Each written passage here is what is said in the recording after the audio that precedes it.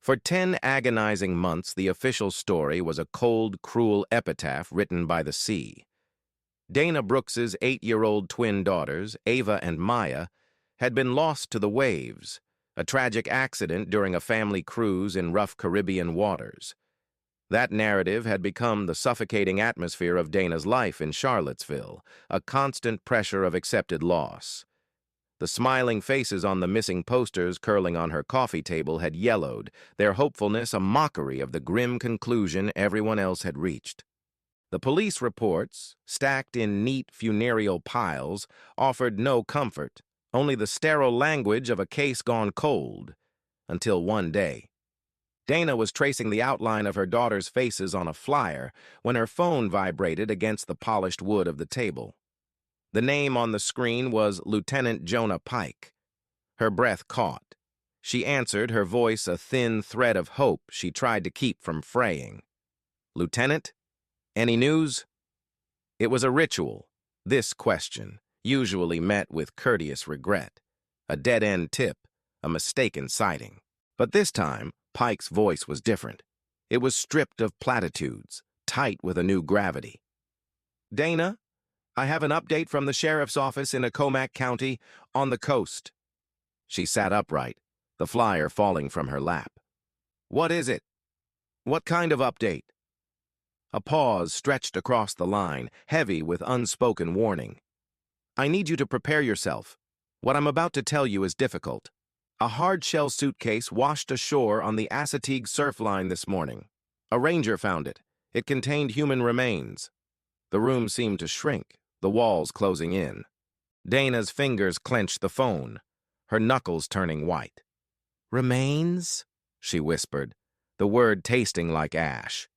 "You think—" "We believe they may belong to one of your daughters," Pike confirmed, his tone clinical but not unkind. "I can't give you more over the phone. I'm flying you out to Chincoteague. There were personal effects inside the case, items we need you to identify." "When?" The question was automatic. Her body was already moving, her legs unsteady as she pushed herself out of the chair and toward her bedroom. "I'll be at your house in an hour," he said. "The evidence is at a small county lab. They're waiting for us before they proceed." After the call ended, Dana stood frozen in the middle of her room, a single tear tracing a path down her cheek. She packed an overnight bag with mechanical movements, her mind reeling back to the vacation she had saved for all year, the cruise that was meant to be a joyous escape. She remembered the ship's noisy poolside cafe where they'd had a late lunch. It was after 3:30, the afternoon crowd thinning. An urgent work call had pulled her away, just for 5 minutes, to a quieter spot on the deck with better reception. When she came back, their table was empty. The staff had seen the girls leave together, but no one knew where they'd gone. The hours that followed were a frantic, heart-shredding blur of searching the colossal vessel, a nightmare of escalating panic. The ship-wide alert, the cabin-to-cabin checks, the endless review of security footage that showed Ava and Maya watching a magic show and then simply vanishing as the audience dispersed. After 24 hours of futility, the Coast Guard and FBI had taken over, but the ocean offered no clues. The cruise line, while expressing regret, had quietly reinforced the narrative of a terrible accident, a rogue wave, a tragic misstep. The knock at her door an hour later was a sharp, definitive sound that pulled her from the fog of memory. Lieutenant Pike stood on her porch, his expression a careful mask of professionalism. "Ready?" he asked. She nodded, locking the door on a life that was about to be irrevocably fractured. The flight to the Virginia coast was a study in tense silence. Dana stared out at the patchwork of fields and forests giving way to the marshy coastline, while Pike reviewed files on a tablet, his presence a steady, unobtrusive anchor. A sheriff's deputy met them at the small regional airfield and drove them to a low-slung brick building set back from the road, surrounded by wind-swept pines. "The nearest facility equipped for this," Pike explained as they walked toward the entrance. The air inside was chilled and smelled of antiseptic. A deputy led them down a sterile corridor to an examination room. Before they entered, Pike placed a gentle hand on her arm. "Dana, take a breath. This will be hard to see." She nodded, her throat too constricted to speak. They donned masks and gowns. Inside the room, a man in his 50s with weathered skin and calloused hands stood talking quietly with the local sheriff. He was the park ranger who had made the discovery. Dana barely registered him. Her gaze was fixed on the stainless steel table in the center of the room. On it lay a gray, hard-shell suitcase. It was a discontinued model, its surface scoured and bleached by the sun and salt. The telescoping handle was broken and the zipper was impacted with fine, wet sand. A medical examiner waited for them to approach. "Mrs. Brooks, we've documented everything as it was found," he said softly. "I'll show you the contents now." Dana gripped the edge of a nearby counter for support as he carefully lifted the lid. A choked gasp escaped her lips. Inside, wrapped in a faded cruise line towel, were the decomposed remains of a child. The examiner spoke in a low, clinical tone. "The cause of death appears to be asphyxiation. There are no signs of trauma." Dana wasn't listening. Her eyes were locked on a pair of cracked children's goggles lying beside the remains. Etched into the plastic on the side was a single, unmistakable letter, A. "Those are Ava's," she whispered, her voice cracking. "They both had a pair. Maya's had an M." The detail was a cruel twist of the knife, designed to sow confusion, to make her doubt her own eyes. The examiner nodded grimly. "We will need a DNA sample for confirmation, of course." "Yes," she managed, her mind numb. "But I don't need DNA. That's my daughter." Leighton Pike put a steadying hand on her shoulder as the examiner pointed to a series of evidence bags on an adjacent tray. "There were other items found inside, Mrs. Brooks," he said. "Things that don't seem to belong." One bag held a tarnished brass token, the kind used for pier parking or arcade games. Another contained a silver butane lighter, its metal pitted by seawater. Engraved on its side were the initials BK. "My girls wouldn't have this," Dana stated, staring at the lighter through the clear plastic. "They were 8. At the bottom of the lighter, a small, partially peeled sticker clung to the metal, its logo and pattern obscured by grime. "This is our first real anomaly," Pike said, his gaze sharp. "Something that connects your daughter to someone else." He turned to the examiner. "Was there anything else?" The examiner nodded, picking up a smaller bag. "We found this lodged beneath the inner lining. It's a fragment of a key tag, plastic. Looks like it might be from a maintenance or janitorial set." Dana turned to the ranger. "Can you tell me exactly where you found it?" The man, whose name she learned was Curtis, shifted his weight. "I was doing my morning patrol along the surf line. Noticed it half buried where the high tide had receded. Looked out of place. When I got it open, I saw the towel and, well, I called the sheriff right away." "Just the suitcase?" Dana asked, a desperate hope flickering. "No sign of anything else? Of my other daughter?" Curtis shook his head, his eyes full of pity. "Just the one case, ma'am. I'm sorry."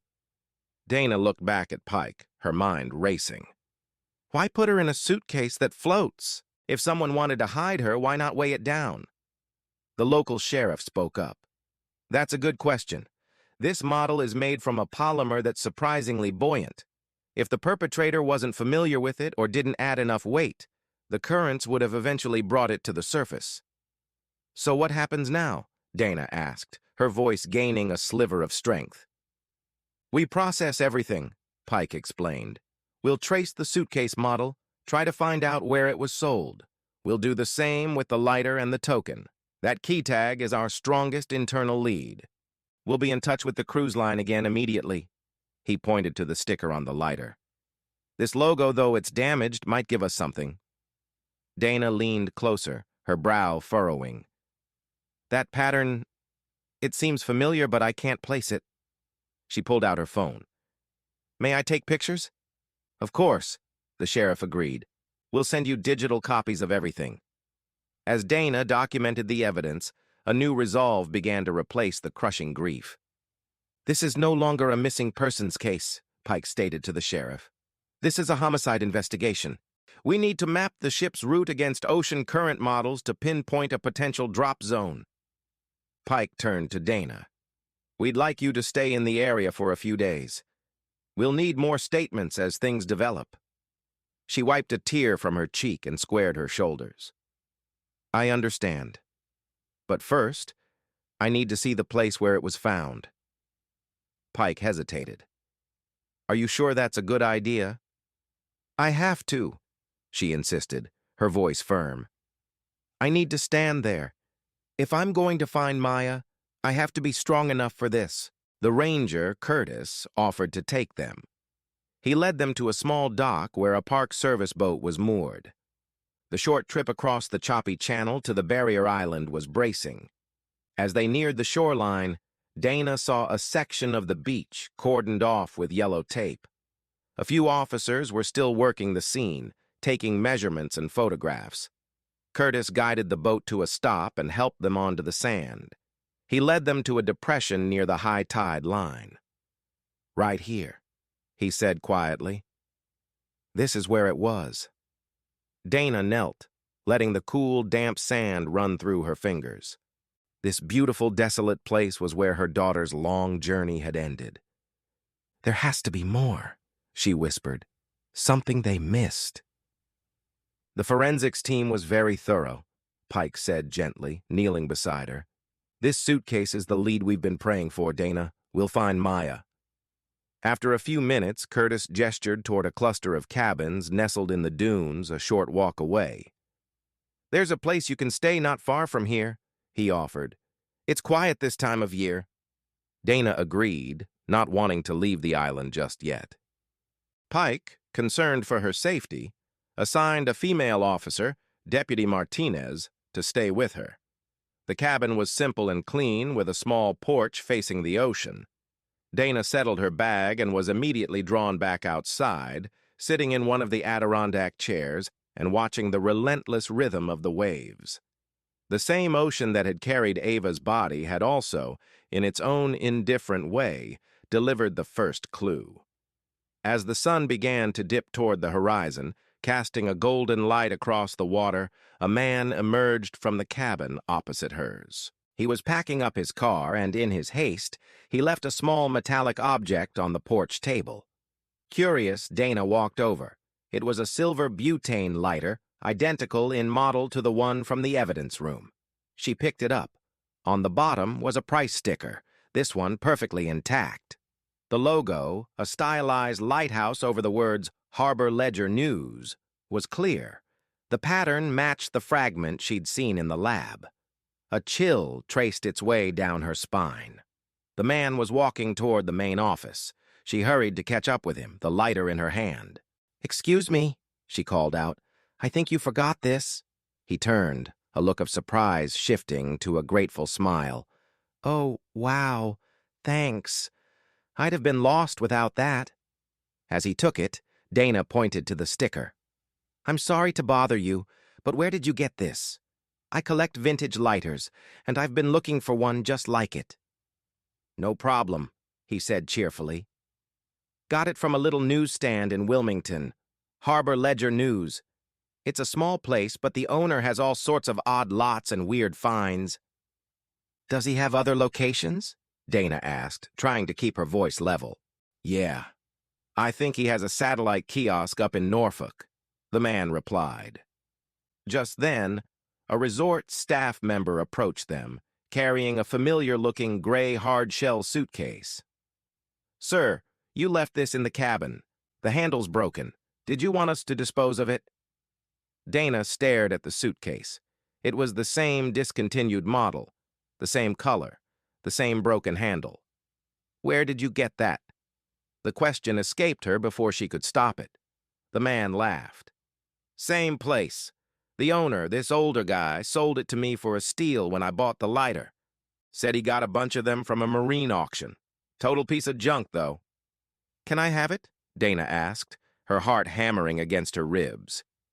"I know it sounds strange, but Be my guest, the man said with a shrug. Saves me the trouble. He gave her his name and number, confused but obliging, when she explained she was working with the police on a personal matter. As the tourist left, Dana wheeled the broken suitcase back to her cabin, her mind a whirlwind of connections. She immediately called Lieutenant Pike.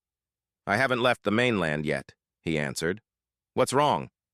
She quickly explained about the tourist, the lighter with the full sticker, the identical suitcase, and the lead pointing to Harbor Ledger News in Wilmington and Norfolk. Stay right there, Pike commanded. I'm coming back. 15 minutes later, Pike stood on her cabin porch, examining the second suitcase. The man said the owner sells odd lots from a marine auction, Dana repeated. And his name is Leonard Carver. Pike's expression was intense. He got on his radio. I need a workup on a business called Harbor Ledger News, locations in Wilmington, North Carolina, and Norfolk, Virginia. And run the owner, a Leonard Carver. Full background, property records, vehicle registrations, now. While they waited, Dana felt a surge of adrenaline. If the suitcase is a match, and the lighter has the same store sticker as the one with the initials BK, this can't be a coincidence. No, Pike agreed, his eyes dark. It can't. The radio crackled. Lieutenant, we've got a hit on Leonard Carver, age 57, owns the newsstand chain, also owns a port security subcontracting firm, does background checks and credentialing for several East Coast ports. Pike's jaw tightened. That's how he'd know security protocols, weak spots. The dispatcher continued. We have a home address in Norfolk and vehicle registrations. One is a sedan. License plate starts with LC and ends with BK. Pike looked at Dana. BK, the initials on the lighter. He made a decision. We're going to Norfolk, now. They took the Park Service boat back to the mainland, the urgency a palpable force driving them through the darkening water. In Norfolk, they drove an unmarked car straight to the address for Harbor Ledger News. It was a small, tired-looking kiosk in a strip mall parking lot. A young man stood behind the counter. Pike flashed his badge. We're looking for Leonard Carver. Not here, the clerk said, barely looking up. He mostly works out of the main office in Wilmington. Do you sell these? Pike asked, showing him a photo of the evidence lighter. The clerk squinted. Yeah, all the time. Mr. Carver gets them cheap somewhere. We sell a lot of them. What about suitcases? Dana interjected. The clerk looked puzzled. No, ma'am. We're a newsstand. He paused. Although Mr. Carver does sell stuff on the side sometimes. Things he picks up at auctions. He keeps that stuff at his house. Back in the car, Pike directed them toward Carver's residential address. They parked down the street from a modest, well-kept bungalow. In the driveway sat the sedan, its license plate confirming the dispatcher's report. LCBK Leonard Carver, Bethany Knox. The connection was electric. We don't have enough for a warrant to go in, Pike said, his frustration evident. Not yet. As they sat watching the silent house, Pike's phone rang. It was the lab. They found something else, he said to Dana, his voice low. Another suitcase just washed up a few miles down the coast from the first one. It's the same model. It's empty, except for a handful of children's hair ties and adhesive residue on the inner lining. The implication was horrifying. A disguise kit, proof of systematic alteration. We need to go back, Dana said, her voice shaking.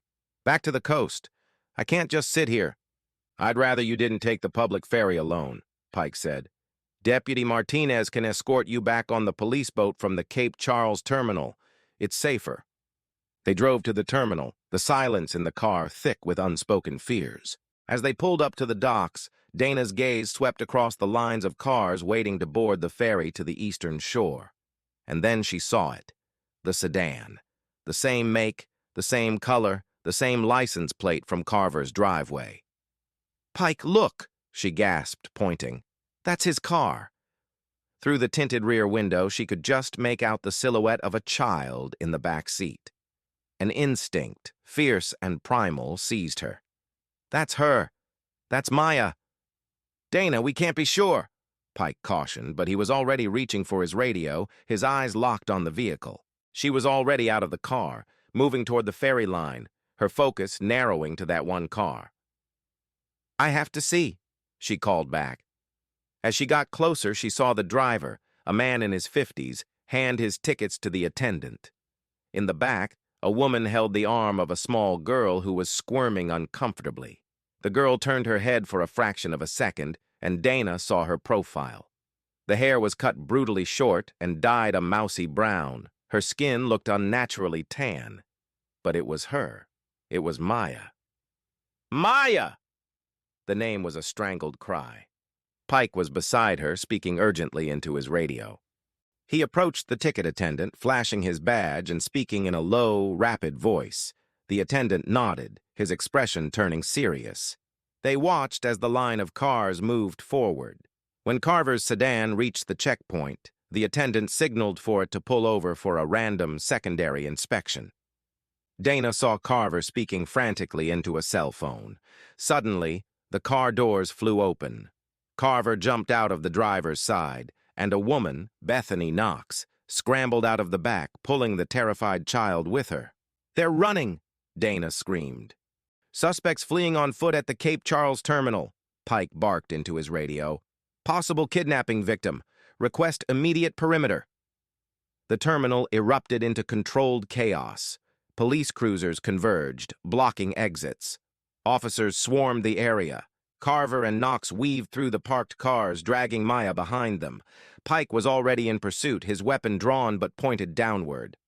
"Police! Stop where you are!" he yelled. Carver was tackled by two officers as he tried to climb a security fence. Bethany Knox, still clutching Maya's wrist, was quickly surrounded. "Let the girl go!" an officer commanded. She hesitated, then her grip loosened. The child stumbled free, her eyes wide with terror, scanning the crowd until they locked on Dana. "Mom!" The scream was raw, full of a year of fear and pain.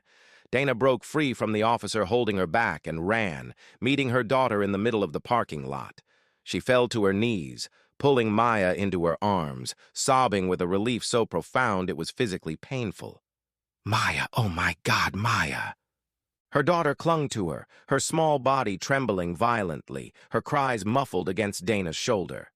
Pike approached them, his face a mixture of relief and grim duty. "We have them in custody," he said quietly. "Dana, we need to get you and Maya somewhere safe." He looked down at Maya, at her altered appearance. "An ambulance is on its way."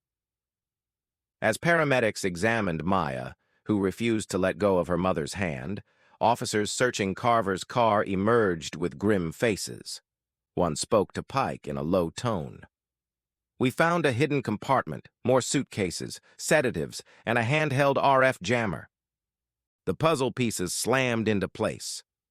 The port security subcontractor had used his knowledge and a jammer to blind one camera for 90 seconds, just long enough to steal two children. Dana's grief for Ava morphed into a white-hot rage. She strode toward the cruiser where Carver was being secured. "You murdered my daughter!" she screamed, her voice raw. "You killed Ava!" Carver looked up, his expression chillingly calm. "She was a complication. I couldn't handle two without getting caught. I had to make a choice." Pike pulled Dana back as she lunged. "Save it, Carver," he growled. "You'll have plenty of time to think about your choices." As the police cars pulled away, Dana climbed into the ambulance with Maya, holding her daughter's hand as the sirens began to wail. The horror was still fresh, the loss of Ava a wound that would never heal, but beneath it all was a fierce, defiant gratitude. One of her daughters was alive. "It's over, baby," she whispered, stroking Maya's strangely cut hair. "You're safe now." The small county hospital near Cape Charles became their sanctuary. A doctor, a kind-eyed woman named Patel, explained Maya's condition. She was suffering from severe malnutrition and dehydration. There were bruises on her back and legs, and ligature marks on her wrists and ankles, evidence of being restrained.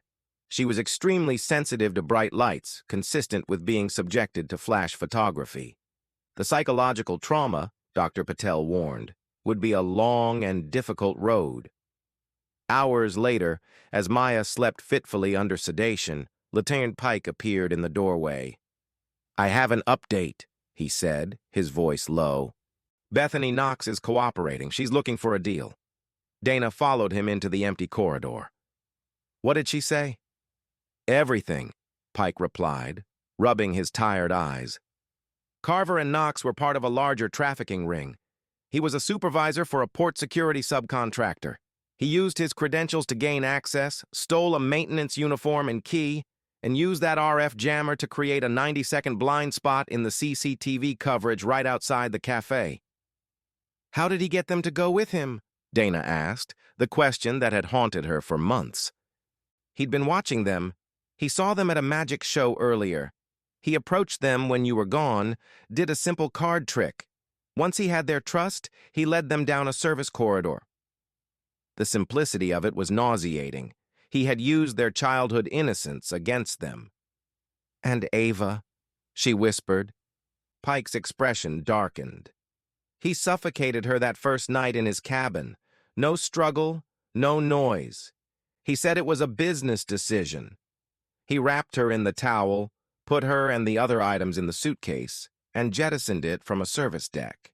He kept Maya sedated and hidden in his bathroom until they docked in Key West. He walked her off the ship during the morning rush, disguised." "And the lighter?" "It was Bethany's," Pike said. "A coincidence.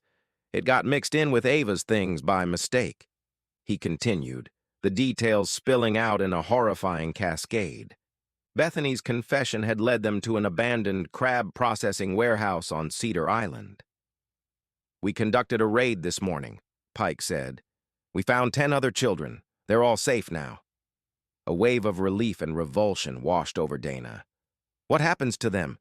To Carver and Knox?"